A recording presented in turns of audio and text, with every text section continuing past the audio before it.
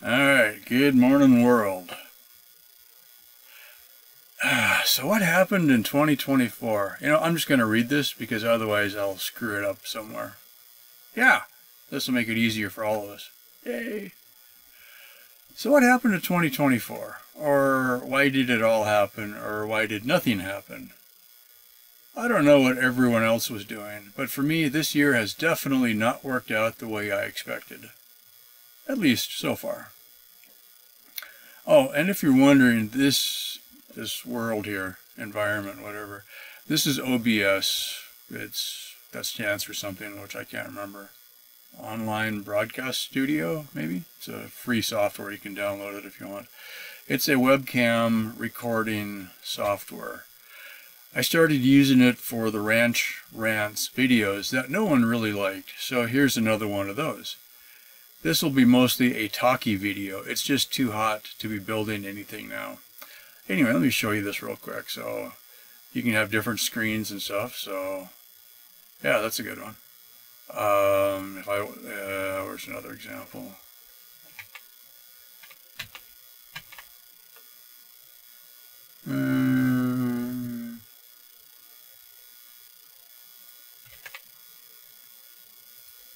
Okay, that's another one.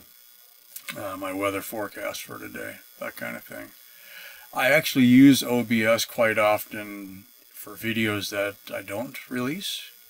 If I'm researching an idea, I'll record it so I can take notes later of, if I have an idea that I wanted to build a product or if I wanted to make something for myself, I can talk while I'm looking at stuff, and then I look at it later and realize it's a terrible idea and I won't do it again. Anyway, this is how I make a lot of the videos that you guys don't see. Yeah, anyway. It's kind of handy because you can turn things on or off or whatever. So like for instance, if the calendar's in the way, I can just turn it off. Status, I can turn that off and leave the clock on at the bottom or whatever. Yeah, we'll just leave it like that for now. So that's OBS. Also, what I like about it, it's I can pause it and then unpause it. So if I decide to walk off and realize my coffee cup is just about empty or whatever,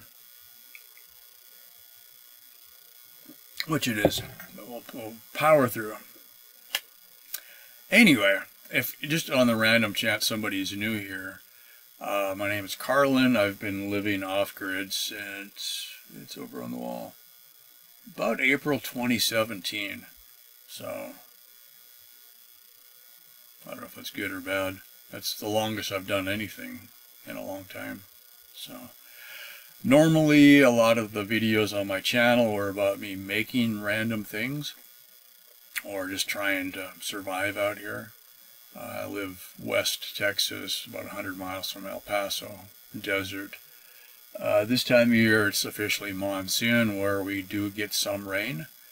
We would get about 10 inches of rain a year here, and most of it comes in monsoon, and then we get no rain the rest of the time practically. So yeah, anyway. So what's been going on, right? I've started to record this video several times in the last 3 or 4 months, and by the time I'd finish it, it already had changed so much that I just would delete it.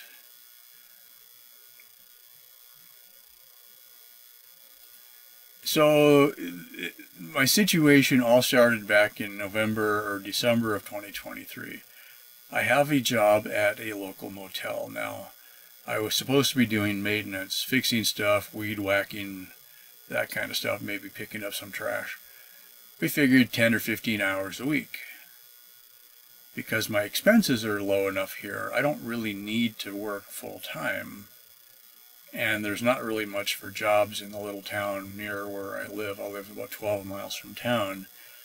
I had been working in El Paso for the post office, Postal Service, USPS, which would mean I was driving 100 miles one way, 5 or 6 days a week, wearing out my truck.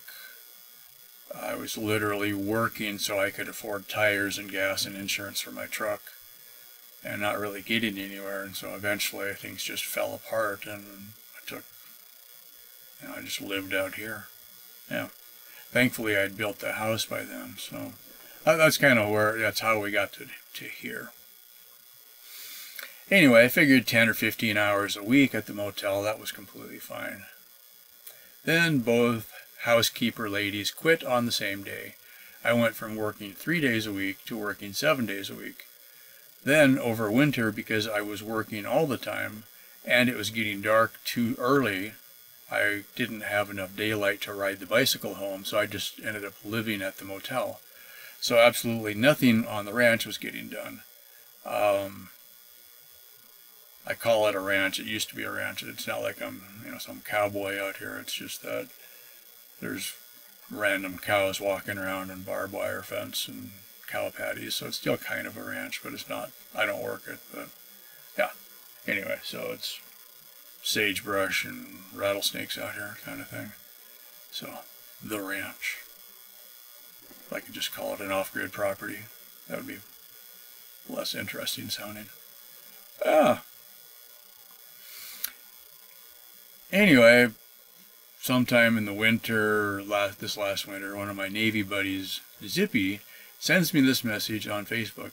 Tells me there's this big signing bonus where he's working up in Alaska. I should check it out. Oh, that sounds like an adventure. I got all excited. So I spent like the next 7 months getting through the mountain of paperwork required. It was substantial. I managed to get almost everything figured out, and then I hit one snag at the very end after putting in all the time. Also, about the same time, I started to realize I would very likely spend most of that signing bonus just trying to live up there. So I'd be gone, I'd get the adventure, and I'd probably not come back with the pocket full of cash that I'd been dreaming of. So that was less exciting. In the last 6 months or so, I've had way less time for making videos. And since I was busy working at the motel, I was also making some money. Not a lot. But when I was looking at the numbers, there have been some days at the motel I'd make more money than I made all month from doing the videos. It's a fun hobby, but I was actually trying to make a living at it. The videos. I would get some money from Patreon, thank you very much, and then there was some money from the YouTube members, again, thank you very much, and there was a little bit of money from the YouTube ads. Sorry? Patreon plus members plus ads was less than $100 most months. And since I didn't have a lot of time to make the videos anyway, it wasn't fair to those of you who had been supporting the channel. So about a month ago, I turned off Patreon and YouTube members. So if you're still getting charged going forward, please let me know and I'll go double check my stuff. But you shouldn't be getting charged anymore. I do still get some revenue from a few videos that are still getting hits. For those of you who are interested in all the build videos I used to do, since they are still there, and most of you haven't really seen the first 5 years of videos, feel free to go back to the beginning. When I got here, there was just sand and rabbits. Almost no one watched the house build videos, for example. Then, in 2022, I rode the solar-powered bike for about 6 months. There was a video just about every day from that trip. So there's lots of videos. Just go binge for a while. I will do videos once in a while when I actually have something worth the time to show. As many others on YouTube have said, actually making a video takes about 4 times longer than just making the project itself. So if I do make something, I'll do it because I enjoy it. And if I share it with the world, fine. There have been about 20 ideas I've had in the last few months. So far, none of them are happening. We're into monsoon now, so it's been hot and sometimes rains. Generally not a good time to try and build stuff. Some of the things I've been looking at though, like building bicycles to sell. Oh, let me find that picture. Click, click, click.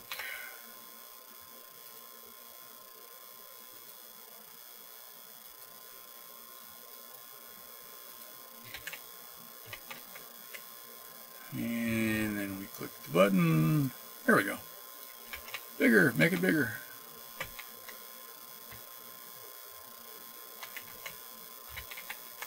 There we go. This is loosely, randomly, it's not a brand, it's just like a type of bike. I've seen it called a bomber bike or a stealth bomber. It's kind of a downhill style bike, but I guess they called it a stealth bomber because it's got a motor on it.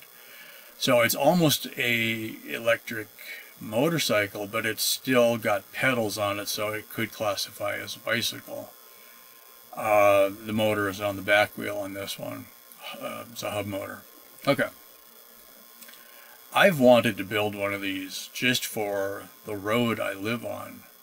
It's super rough, and a regular bike, it's just painful going down the road. So with, long motorcycle style suspension and a motor, that would be pretty cool. And the suspension would dampen the bumps, and so you don't break stuff as often. I break a lot of spokes, and that's another reason for looking at this. This has essentially got motorcycle wheels on it, which would mean motorcycle spokes, which would mean hopefully less broken spokes. Okay. Yeah. Most people have never broken a spoke on a bicycle, so that's a new thing for you, but I've had days where I broke multiple spokes in a day. And you hope you have enough spokes left when you get home that the wheel still rolls, because eventually it won't. Okay. So I spend a lot of my day fixing bikes when I would rather just sit down and not be in the sun. Okay. Okay, so this is a stealth bike, stealth bomber, downhill style bike. The frame is about $500. I realize there's about $70 or $80 worth of steel in that frame. I might still make one for myself, but I was actually considering building these. I've often thought, if you look at the size of the internet, there is always at least, there's probably 1,000 people that would buy anything that you're going to sell if you could find the right people, right? Now, there's not a huge market for a $5,000 bicycle, but the fact that they do exist means some people are buying them. Okay. And if I was able to make a $5,000 bike and sell it, I would probably have between $500 and $1,000 profit on that. If I sold one a month, that's more money than I make now. I could quit my job at the motel. Okay, so I was kind of thinking about that. Anyway, just the frame is about $500. You can get the frames directly from China, but I thought, well, I could make it myself for maybe $100. That would be where my profit would come from. And then I'd still have to buy all the other parts from China, or you buy it from eBay, from other guys that are bringing them in from China. Practically, this whole thing is coming from China anyway. There's very few people left in the world that are making stuff that you can buy. It's almost all from China. Deal with it. Anyway, so I might still make one for myself, but odds are if I made them to sell, somebody would buy my frame and then crash and then die, and then I'd get sued and I'd lose the ranch. So that's kind of a problem. Also, killing your customers is generally a short-term situation. So anyway, the bike's complete, sell for about $5,000. There's a little bit of profit in there, but the parts are actually, and that's the other thing, the parts are expensive.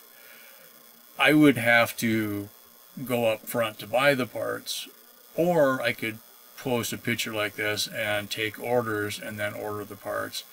But the lead time on some of the parts is 2 or 3 months. So then you get people all cranky. I did look at a Kickstarter briefly. But because I do all my welding outside, my weld's not stellar. Or I'd have to go hire somebody, and then what's the point?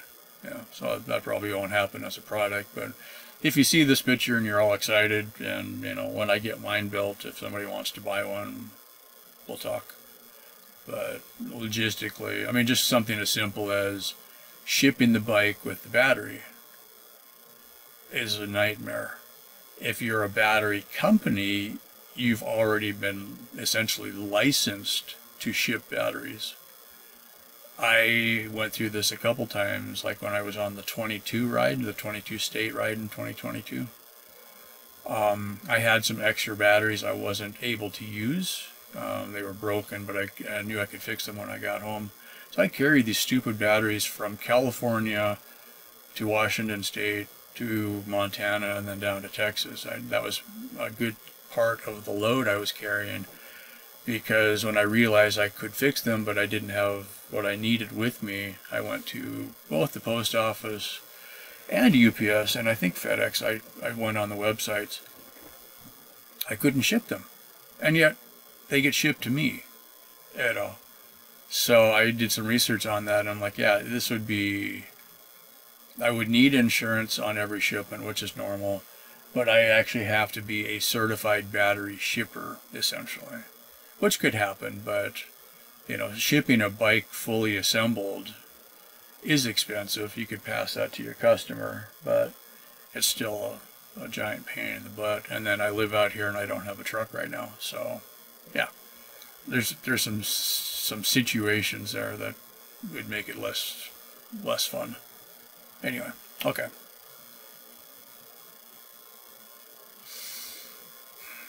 Why I got excited about this though, when I was riding the KLR, I got a KLR 650. I could go down my road at 30 or 40 miles an hour versus about 15 miles an hour when I had my truck. With the motorcycle, I could just miss most of the bumps, and it had long travel suspension. Oh, yeah, the motorcycle. Every once in a while people will ask me, why don't I fix the bike, or why don't I ride the bike, or what happened to the bike, or, you know, didn't you used to have a motorcycle? Yes. I got to looking at it this summer because I just got tired of the bumps on the bicycles, and I thought, well, what would it take? You know, I'd kind of forgotten all the reasons I didn't ride the motorcycle anymore. I don't have a picture to show you of the bike right now. Sorry. Okay. The mice chewed through a whole bundle of wires, which shorted out the battery and nearly caught it on fire. So I was looking at it, started tracing the wires. I fixed all the wires. I bought a new battery because the other battery shorted out and just will not take a charge. Also, it was about 8 years old, so yeah. With the new battery installed and the wires repaired, it does start. It doesn't run very well though. I think there's probably an air leak around the carb. And everything else is still messed up. We need chains and sprockets, the forks leak, the tires are flat, need new tires, new tubes. Pretty much all the important stuff. I might mess with it, but it's mostly, I'll just stay with the bicycles. I've been slowly upgrading stuff out here. Like, I found some used surplus lithium iron phosphate batteries, replaced the BMSs, they work, so then I added them to my battery bank. That basically doubled my capacity. I bought a smaller generator that uses a lot less gas to run a battery charger, and then I bought a smaller battery charger that works with the small generator. Now I can charge batteries, like on a cloudy day, I can charge the batteries and not burn all my gas.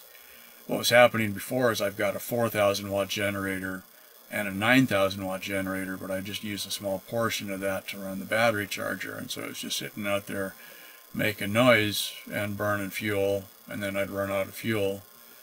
And there's nothing worse than having to haul a gas can on an electric bicycle to the gas station.